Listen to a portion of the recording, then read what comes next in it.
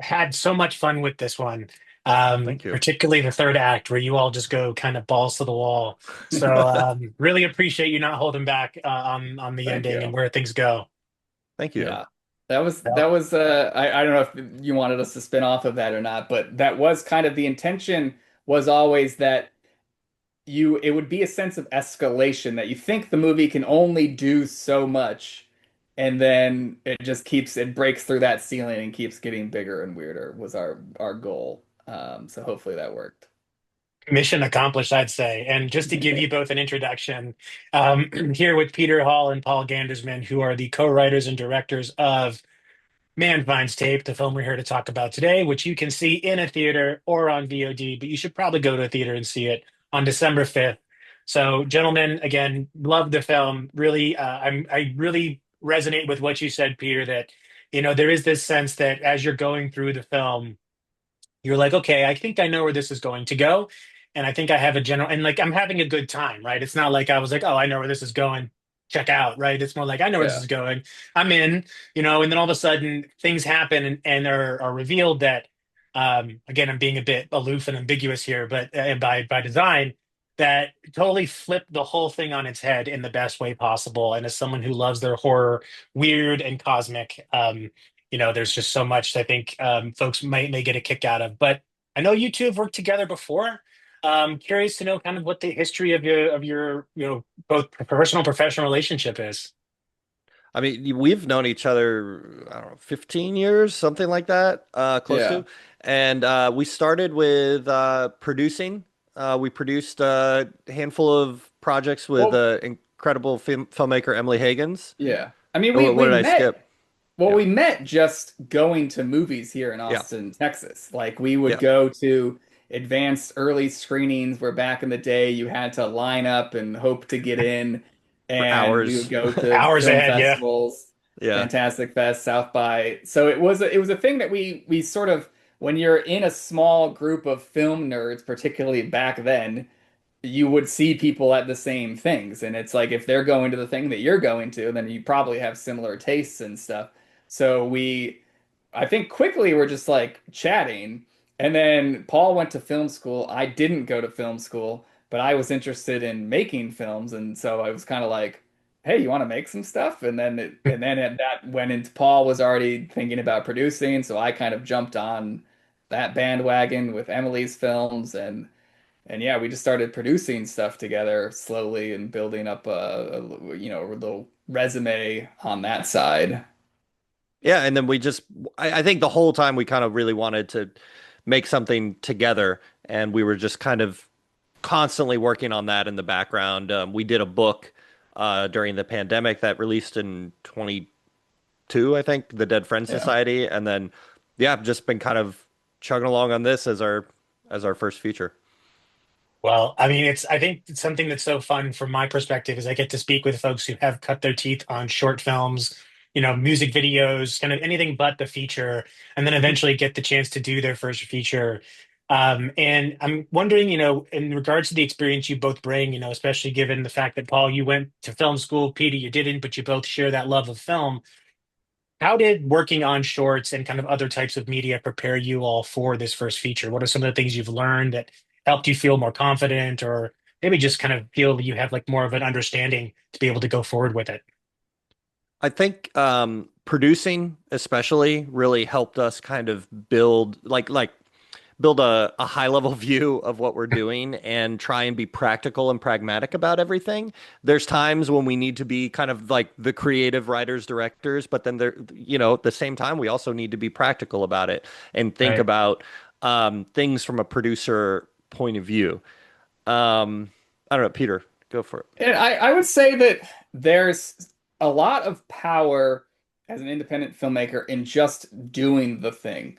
Yeah. I think that there's a lot of it's similar to when you're writing for the first time and you're facing a blank page and it's very intimidating and you feel like you're going to be judged by whatever words you put down in that first draft or whatever.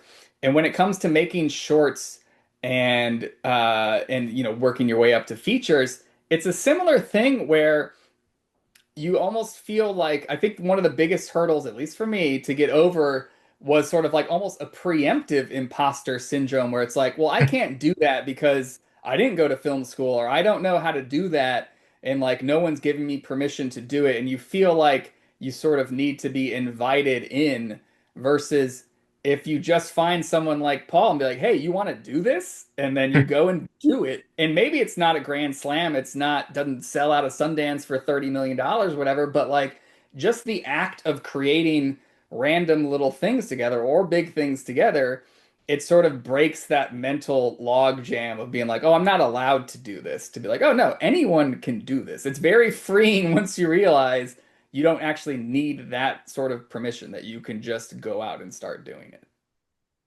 I think that's something that continues to be a through line through a lot of these conversations I've had for doing this for 5 years now is that the actual art of doing something is far more valuable as far as a teacher is concerned.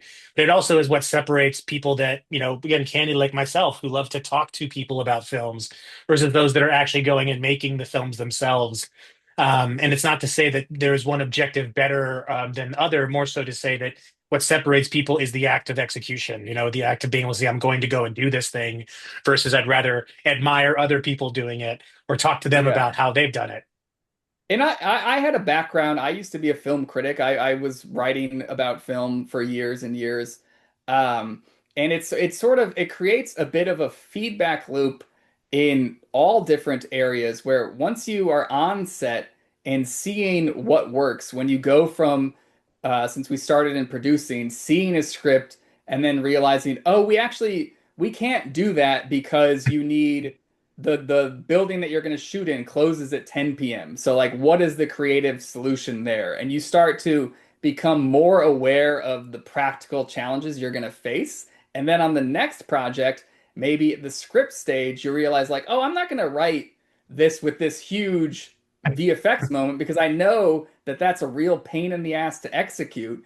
Or this, like, we can't have a crowd scene with 80 people because that's impossible to stage at this level. So you start to have a feel for what is and isn't possible. And I know I'm sounding a bit contradictory because I was saying No. 5 seconds ago to not worry about permission, but it's also having a like sort of just realistic understanding of how production works, how a film set works, knowing what is and isn't possible. Once you sort of build that baseline of how things work, that's when you can get creative and figure out hopefully creative solutions within that baseline. Yeah, I mean, I think it is something about this, it's not a judgment to say you're being pragmatic, right? It's like, well, I know that what we have the amount of money to do. And if I write a, five-headed Hydra into this scene, like, and it becomes the center point of the entire film, like, then I have to undo all that work to, Yeah. make this a viable project. And, one of the things that I think was so interesting about watching Man Finds Tape is that it does play around with formats and aesthetics. And often I tend to be a little critical and thinking like, oh, well, maybe stick to one thing. But I think the way you've all have accomplished this actually does justice to both kind of traditional storytelling as well as found footage. So was it always this intention to mix those medias together, or did that something kind of happen more organically through the process of filming and or writing it? I mean, I think from the beginning, when we were brainstorming the concept, we wanted to make it, a fictional documentary, and we wanted that kind of meta layer to, you know, in conversation with what the story is about. We want you watching a documentary that calls into question its own accuracy and truth by the end of it, depending on what level you engage. And whereas if that's just kind of a traditional narrative, you lose that element Right. of it because we're presenting it to you. We're telling you, okay, the suspension of disbelief is to believe this is true, like believe you're watching a documentary. So by putting you in that mindset, by the time you get to the end, that leads to you hopefully asking certain kinds of questions. Um, so I think that was always kind of the intent for how we wanted to present it. And then as for the actual mixed media itself, I think kind of was just a necessity of it. I think in the first draft of it, I think Peter wrote like, "Oh, and then we're seeing a VHS tape," and then I had to message her like, the time like the when these people were kids, we're talking mini DV. Like we had to kind of Right. scale everything up to the timeline. It's like VHS would be our childhood, not theirs.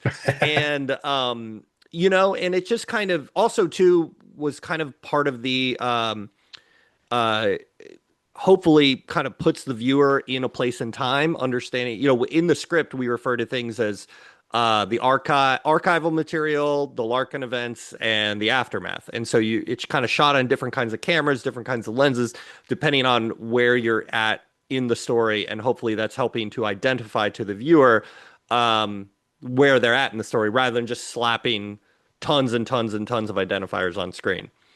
Yeah. And there's also when making a fake documentary, it's helpful to have, 1,000 different sources that you can use, Right. archival footage, B-roll.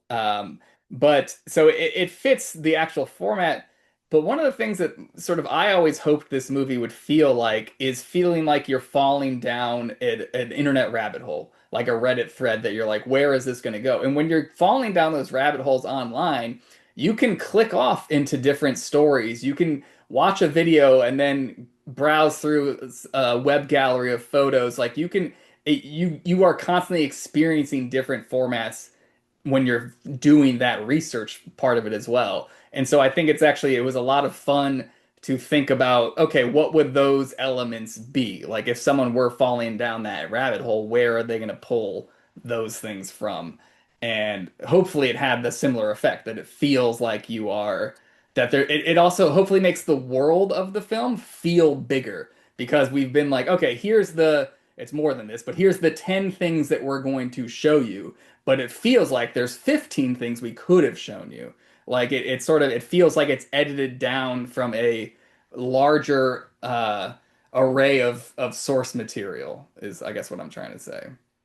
I mean, I think you all have accomplished it, to be quite honest. Like there was a point, and I try to go into these things as blind as possible, insofar as to like try not to even watch trailers. So I kind of run on the email vibes. If it comes in my inbox and it looks interesting, I'll probably watch it. And Oh, so I think one of the things that I went into with this is kind of having no preconception of what I was going to see aside from it looks like it's going to be a found footage style film. But what I found myself doing, and I had to kind of remind myself, like, hey, is this real? Like actually asking myself, like, wait a minute, like there's so much that's done well to make it authentic. And then by the time, I think, at least in my case, when I realized what I was watching, I'm like, okay, but it did feel like I had almost like gotten too far deep. And at that point, I was almost pulling myself back out of that internet rabbit hole. I'm like, okay, I can recenter myself to know that, there's certainly things that are like this out there in the real world, but this isn't necessarily a reflection of our actual reality. And yeah. um, the last question I have for you both, bit of a fun one, but if you were in Lucas's situation and you were at your parents' house, you discovered a tape with your name on it that you didn't know why it was there. Would you watch it, and what do you think would be on Oh, I'd have to watch it. I couldn't not watch it? it. I Yeah, don't I don't know what would be on it, but I think the first thing I would do is show my wife, and the second thing I would do is show Peter. I Yeah, I don't think I would have the self-restraint to not watch it. I would be too curious. And it would also be particularly in my circumstance because like my parents like I didn't grow up in a family that had a bunch of cameras laying around and was filming stuff. My dad was like a still photographer, so we would have like, and this is back when he would get all of his photos printed on slides. So there are like boxes of slides at my parents' house that I like to go through and hold up to a light and be like, oh, what is this picture? So I like that discovery process. But like if amongst those there was a tape that then had my name on it, it would be extra weird because it's like, well, hold on. This is not a thing that they normally film. As for what would be on it, I hope it wouldn't be just me sleeping and what happens in this film, but I Right. feel like No. it would probably be something mundane. It would probably be like a just a weird early birthday memory, but I don't know. What about you? Would you watch it? Would you? I think I would. I think as I told some of the other cast, I told them I would watch it, but I'd probably want someone there with me to experience it with me, so that if something strange does happen, at least there'd be a witness to this experience and not just me by myself, kind of I can feel for Lucas when you see something, you're like, ah, no one's going to believe this shit. And then you Yeah. just try and go and espouse your message. Um, but I would be doing so cautiously. And I, like you both, would have a very hard time, like, fighting the curiosity not to look at, despite my the keen awareness of what happens in most horror movies when you watch something you're not supposed to. But I want to thank you both seriously for the time. It's been an amazing conversation. Thank you. Congratulations on the film, and a reminder to everyone watching this interview that you can see Man Finds Tape in theaters on December 5th. Go check out, go watch it with your friends, scare the shit out of yourselves, and have a good time. So thank you, Paul. Thank you, Peter, and look forward to hopefully seeing some more work from you soon. Thank you, Thanks, Matt. Matt. Appreciate it Appreciate very the much. support. Take care. Poster, I think, is it Sarah Deck? One of my favorites. Thank you for noticing. I was like, is anybody gonna notice my Suspiria poster? One of my top favorite horror. God, oh, I love it. And It's amazing film and an even more amazing print. And as someone who loves alternative movie posters, but also appreciates the fact that they don't have enough wall space for all of them. Um, you and my husband would get along so well. You should see the rest of our house. Like this is the tip of the iceberg. yeah, I'm relegated to this room. Everything inside these walls I can control. Everything outside of it, I am persona non grata with my weird art. There But you go. this is Matt Orozco here from Macabre Daily, and I'm excited today because I'm joined by two of the stars of Man Finds Tape. We have Kelsey Pribilski and William Magnuson, who respectively play Lynn Page and Lucas Page. And thank you both so much for spending some time to speak about the film. As I just got finished with Paul and Peter, I was telling them how much fun I had with this and how much I enjoyed where things go, and particularly the third act just goes all in on all the best possible things I love about genre. So congratulations on the film. Thank you so much. Thank you, Matt. And I just want to say, William, I did not realize it was you in this role because I did some press with Lucas and Natasha and Lynn from House of Abraham.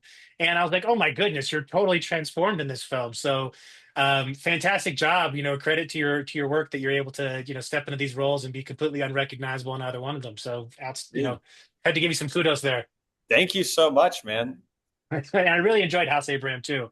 Here it's getting a Blu-ray pretty soon, so I'll be picking it Yeah, up. it's funny because that's how I came about, or that's how I came across Man Finds Tape. Is because Oh, really? one of the producers on Man Finds Tape actually worked on House of Abraham, and that's how I met her and got connected with this team. Huh. Is it the same Ashley that did the production design as well for the film? Okay, because Yes, it is.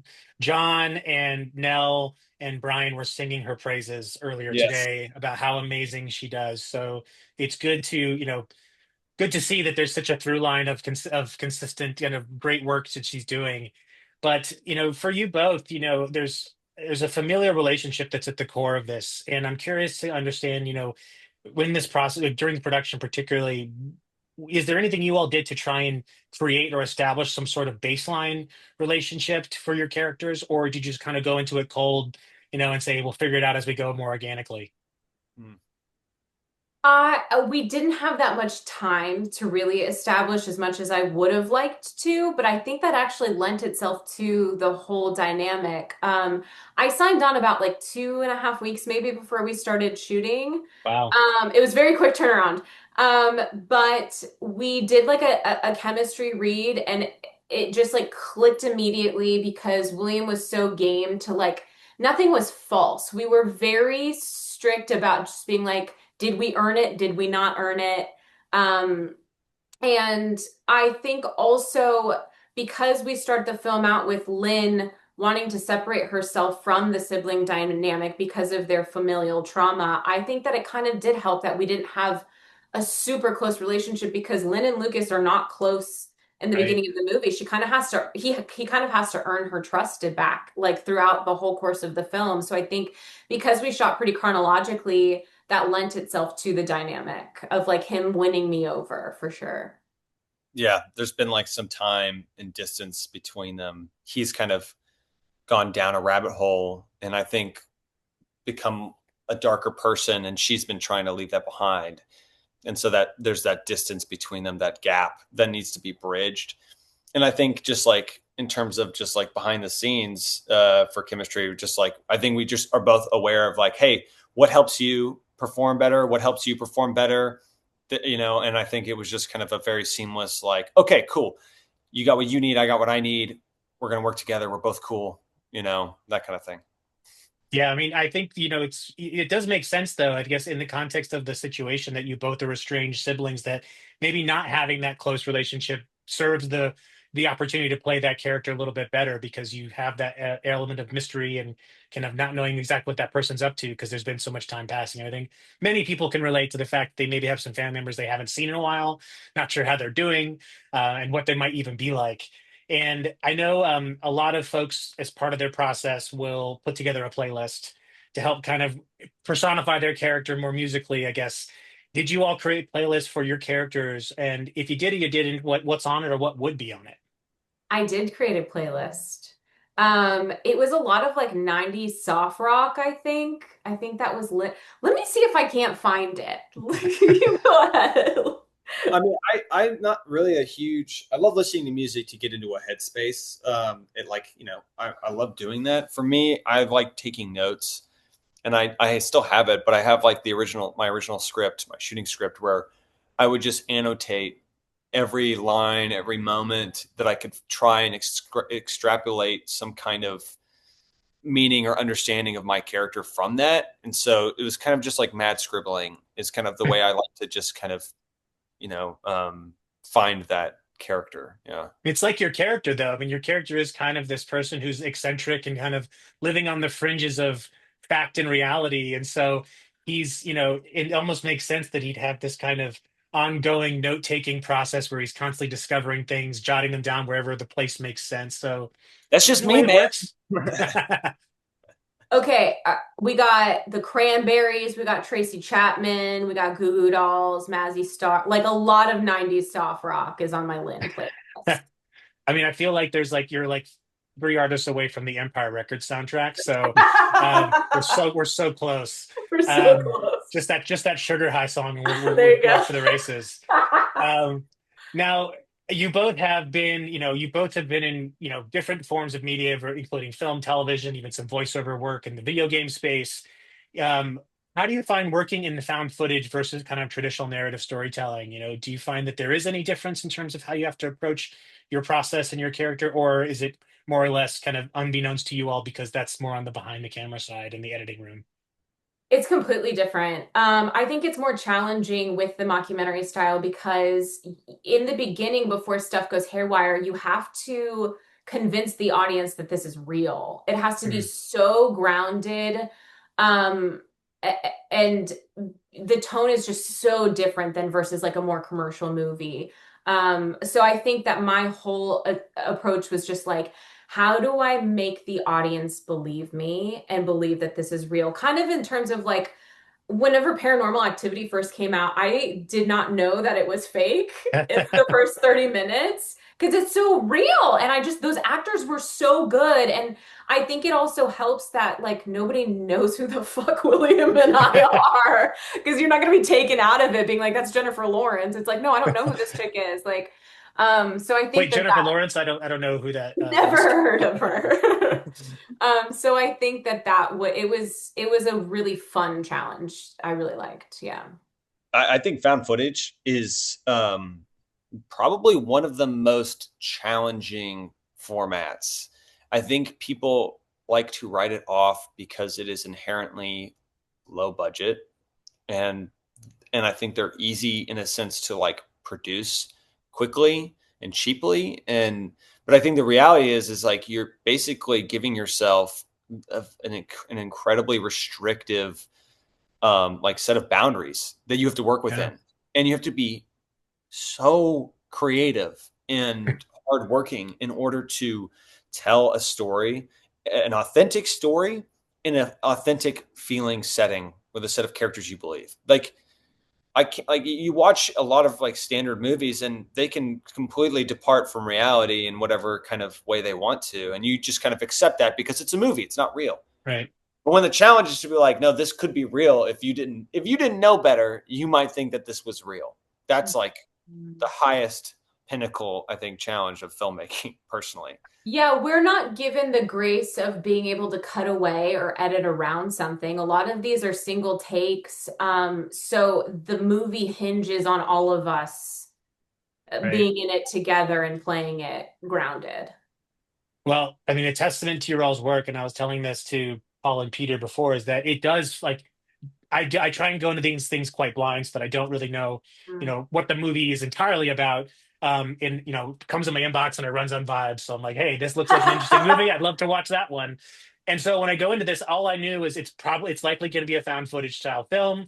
But what I think I had to remind myself a few times is, oh, this isn't like, is this real? Like, had to question it for a minute because again, it feels so, especially for the first half of the film is a lot about it feels so authentic to how we would watch a true crime documentary on Netflix. So mission accomplished there. And right there with you in terms of kind of the suspension of disbelief as someone who saw the Blair Witch Project at 12 Mm. years old at a movie theater and did not know at the time that Blair Witch wasn't a real thing and was like, I had nightmares for weeks. Like it was awful, but also amazing. So I think that that's kind of what Mhm. great horror can do is it allows us to be scared in a safe space because we are kind of penetrating our own reality with things that don't exist, but convincing ourselves that some way, shape, or form, maybe it does.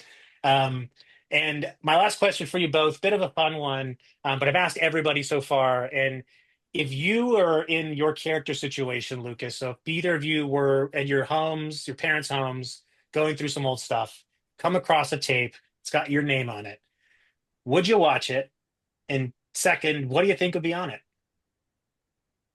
Hmm. I Yes, mean, I would watch it because I'm nosy.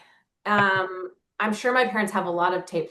Honestly, if I'm being honest of what would be on it, it would be me recreating a Britney Spears music video. I have so many tapes like that.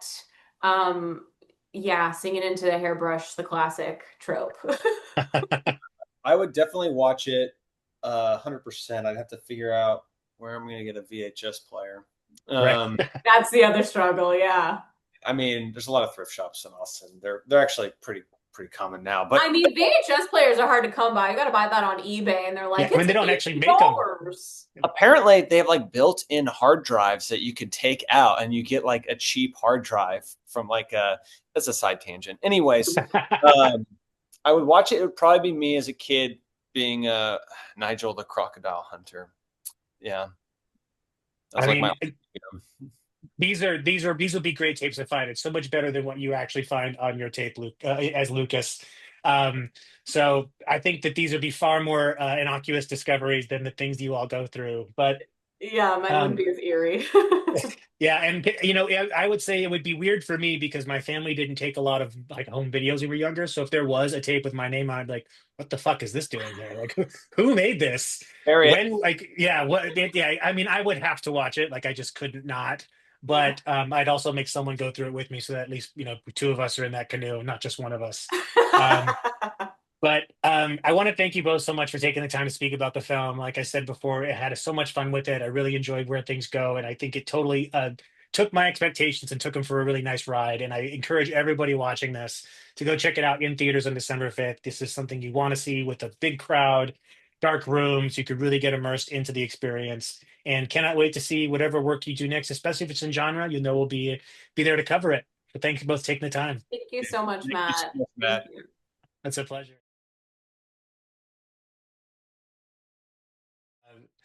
Well, thank you all so much for taking some time to speak today. My name is Matt Orozco, and this is here from Macabre Daily, and I am excited to speak with some of the cast of Man Finds Tape, which is going to be out in theaters and on digital this December 5th. So we've got with us today John Gholson, who plays Reverend Endicott Carr, Brian Villalobos, who plays the Stranger, and Nell Kessler, who plays Wendy Parker. So thank you all so much for being here, and excited to talk to you all about the film. Thank Thanks, man. you. Well, first questions. I know a lot of times actors will have their own process when it comes to preparing for roles, but one of the common themes I've heard across many performers and talent is they like to create playlists. So, if you all have created playlists for your characters, what's on the playlist? And if you haven't, what would you think might be on your character's playlist? So, I feel like Nell has hers ready to go. I did make a playlist and Spotify is crashing on my old phone, but I did make a Wendy playlist, and I can tell you what's on it once it loads on my computer. But I love I it. will make a playlist for characters. It's definitely part of my process. What about y'all? Yeah, Endicott. I didn't make a playlist for Endicott because Endicott would listen to the Bill Gaither trio, and I don't want to listen to the Bill Gaither trio. So, I think Endicott, if he's rocking out, he might listen to one of Amy Grant's older albums, but that would be about it. Like back from like the early '90s, Amy Grant, like House of no, Love? early '80s Amy Grant. No, Okay. early '80s Amy Grant. Yeah. Like El Shaddai era Amy Grant. I know too much about this. No, I'm with you. I think, yeah, my mom she would play some Amy Grant occasionally. I have it baked in there somewhere. I don't usually, well, sometimes I do. I won't usually make a playlist. But this time for some reason, because this character is so tonal, for lack of a better word, like in terms of what he kind of is and sort of contributes. It was challenging in a way because he honestly it doesn't say all that much for a while, and then he just kind of is there and he's not there, and it's like and so I kind of there's a song by Beethoven, There's this really sweet like fire track by Beethoven. Yeah. Check that on his SoundCloud. Yeah, he slaps. That I would play. I would just kind of play it going in and every day to set. And it just sort of like I tried to use it to kind of center and kind of hopefully tap into something.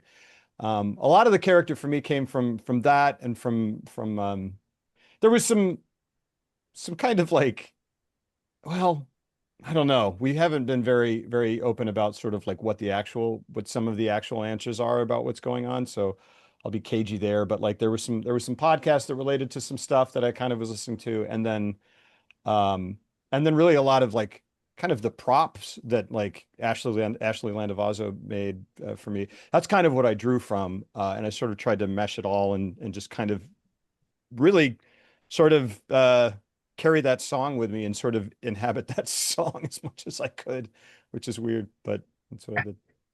I love it. Also, Amy Grant. Yeah. I found my Wendy playlist. There you go. Okay. It's a lot of Pavement, Alanis Morissette, Paramore, and I believe when we were filming, Cowboy Carter had just come out, so there are a couple Cowboy Carter tracks that made their way from my personal rabid listening into like Wendy world. It's very, very method of you, like kind of blurring the lines between my personal and my character there. Yeah.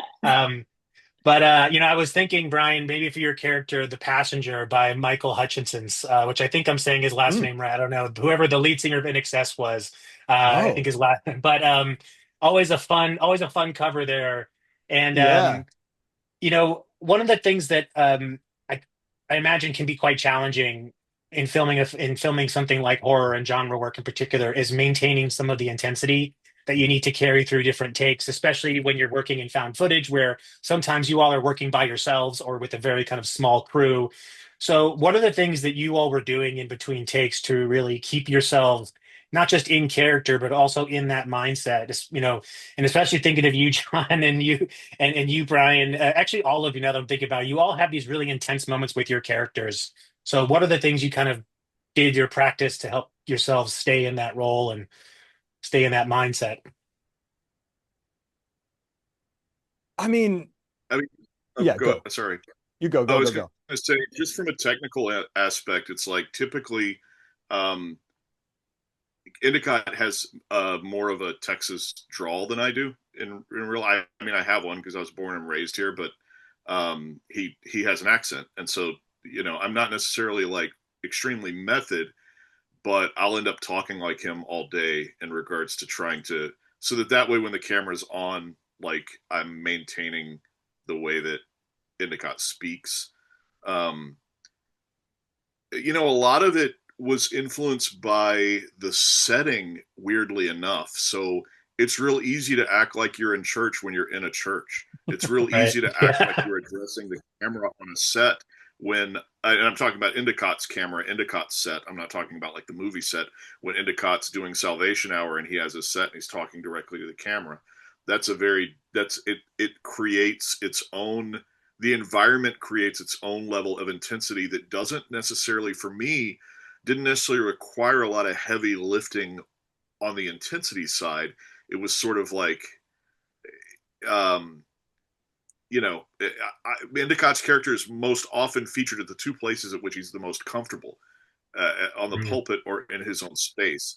I think the only time that Endicott is particularly intense in his own space is when his space is violated, not necessarily Endicott himself is violated. And there's kind of two scenes. There's the scene where the parents of Lynn, the Pages, of the Page brother and sister, where the Page parents make a crack about Endicott's show being boring in his own space, brings out like a fire. Or when Endicott's space is invaded by a stranger, that also brings out a different version of him. And so again, I think it's space related. I don't think I have ever given that. I'm figuring it out for myself as we speak. So you may see my wheels turning, because I don't think I've ever considered before how important place was to performance in regards to this movie. Just That makes piggyback, sense. my exact answer too was just tapping into the locations. Yet another shout out to Ashley Landavazo, who was not only one of our producers, but our incredible production designer. She's awesome. And so for me, I felt grounded in the spaces at all times because they were so detailed and amazing. I mean, the Boone's barbecue set was like filled with creepy, dusty, old farming tools, as well as barbecue joint things. But even like in Wendy's kitchen, Ashley would like hang up brochures on the fridge about healthy surrogacy, or have a little whiteboard saying your baby is the size of an avocado. Like there were little details everywhere that just grounded it in the character. So place was the specificity of the sets made it easy for me. And I think for my guy, I think a lot of what I was drawing on, he's sort of there's a lot of mystery about him, but he's always kind of he feels like he's the smartest guy in the room at all times, and he kind of he's really in the movie technically he's the character who kind of knows the most about what's going on. He kind of has most, if not all, the answers about the situation, and he kind of views everyone around him as cattle. And so I think I just sort of walked around in that coat again, Ashley. Like 80% of this character is Ashley Landavazo and her production design and costume, but I just kind of would walk around and brood and sort of like just look at and just condescend to people. I would just be like, just which I don't usually do. That's not my normal practice on set, brooding and condescension. But that's kind of, when I felt like I was just trying to, because he's very much on mission. So I was trying to kind of stay on mission and then brood and then judge everyone really, really harshly, quietly from the crafty table. Wait till your first Oscar, then you'll be brooding and condescending. Oh. There you go. Right. Oh man. Yeah. That's when you get to brood in a different level.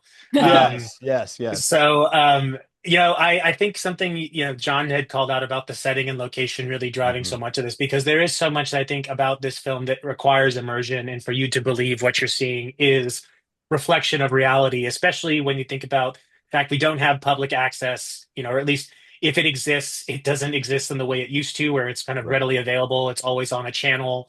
And I think it harkens back to some elements of kind of our, at least nostalgia-wise, it harkens back to things that have kind of gone away. And so much of the setting looked as if a place that's almost been a little bit left behind by time. And I say this as someone who lives in, the Midwest, where a lot of places kind of do look like that, where they're kind of like about 10, 15 years behind the trend. I guess my last question for the three of you is just kind of a fun one. If you were in Lucas's position and you discovered a tape with your name at your parents' house in the basement, would you watch it? And what do you think would be on it? Great question. I think in my case, what would be on it would probably be my brother and I recreating scenes from the producers. So I think it would be far less sinister. And also, I think I would watch it if I was willing to put in the effort to find a tape deck or something that could play a cassette, because my computer doesn't even have a DVD player anymore. Yeah, I might because they can't even watch it. I might there's an AV even component. bridge that tech gap. Yeah. What about you, Brian or John? I would 100% watch it. I think I would. Yeah, no, I would definitely watch it. Gosh, what would be on it? Goodness, I don't know. Yeah, because like my primary like that, like Nell said, my primary kind of sense memory when I hold one of those like high 8 tapes is just the stuff that, Like home I did with videos my and brother. stuff. Yeah, with my brother, or like with friends in high school and stuff, and we made some stupid stuff. So hopefully it would just be that, something like somewhat innocuous. But yes, 100%. I don't think I would be able to kind of withstand that curiosity. I would definitely watch it. It'd be tough. But what about I you, would, John? yeah, I would also watch Brian's. Yeah. Yeah. I mean, yeah, We would have if a I big found party, video, right? Get some Surge and like just have a big like yeah. 90s, early 2000s Some Jolt watch party. Cola? Yeah, right. If I found a videotape with my name on it, I would assume it was either like I think I would make the assumption that it was probably like staging elaborate dramas with my action figures. It would either be that if they were like filming me over my shoulder, or it would be some like school something, some presentation or something. So nothing to be afraid of on my part. I would definitely pop it in and enjoy the few minutes of a look into my past. So The elementary school staging of Hellraiser, as it were. What about you, Matt? Would you watch it? I think I would. And but the thing is though, I would be a little selfish in that I would probably invite somebody to watch it with me. I kind of Just so that way, like there's somebody else that could observe this and kind of witness this alongside me. Because if it is something weird and supernatural, I want someone to be there to have some credibility. And if it's something completely embarrassing and cringeworthy, I'd be like, oh, well, you need to get out of here now. Like it's not a right tape. I had that thought too. I had that too, where I would immediately invite someone to watch it, but then I was like, I need to watch it first just to see what it is. yeah, because there's a difference too between found one in your parents' basement or one shows up on your doorstep. Yeah. Yes. There's a massive difference in those two, and one is way scarier than the other in regards. By the way, to, Matt, check your stoop, Matt. No reason. might be a package. Oh my goodness, this tape just appeared from nowhere in my hand. Man really does find a tape. So I want to thank the three of you so much for taking some time to speak about the film. Again, I had so much fun with it. It goes, I just can't wait for folks to see the third act of this movie because it goes absolutely bonkers. Yeah. And everyone can check it out in theaters or on VOD December 5th. So thank you all so much for the time. Looking forward to whatever you do next. And congratulations on the film. Thank you so much. Thank you, Matt. Nice to meet you both. Enjoy the rest of your interviews. Yeah.